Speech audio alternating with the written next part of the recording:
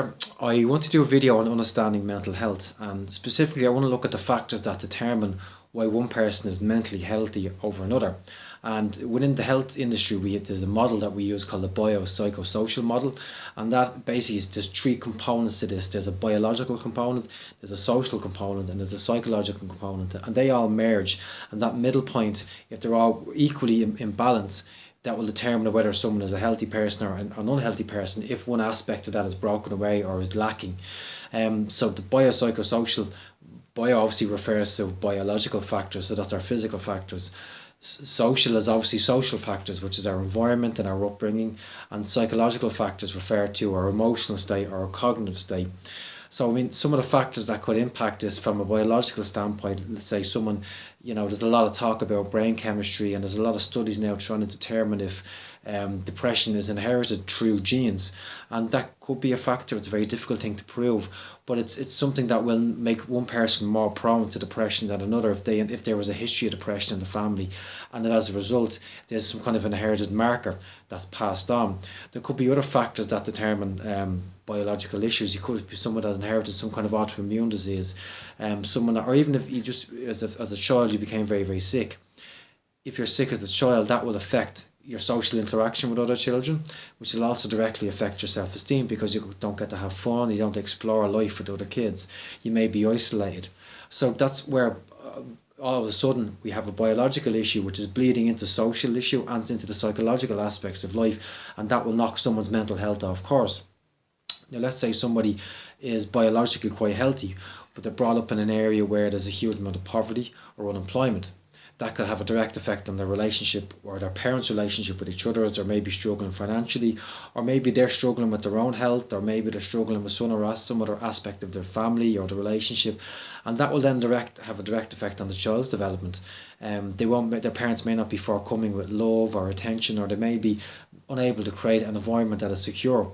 So all of a sudden we have a social problem, and that will have a direct biological effect on the child, because they may be in an anxious state because they don't know what the next day is going to produce. Maybe there's a huge amount of anger in the family because there's rows, again, possibly over money. The child then could be in a highly anxious state because they're constantly on edge because there could be a row. That will have a direct effect on the psychological state, because those emotions will drive unhealthy thoughts. Again, it will affect their self-esteem, and if the parents are very critical of each other in front of the child will absorb all these messages and internalize them and start to see them as a reflection of themselves. Now, the third factor is psychological. So let's say someone is physically healthy and they're brought up in a loving, caring home, but there could be other factors that could determine, psychological factors that could determine their own health. For example, they may have experienced some kind of traumatic experience when they're very young.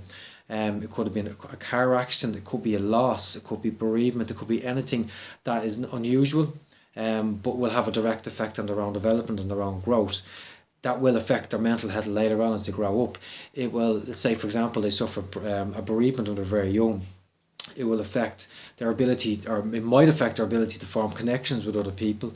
They may withdraw, they may become more isolated when they're very young, and that will affect their social development.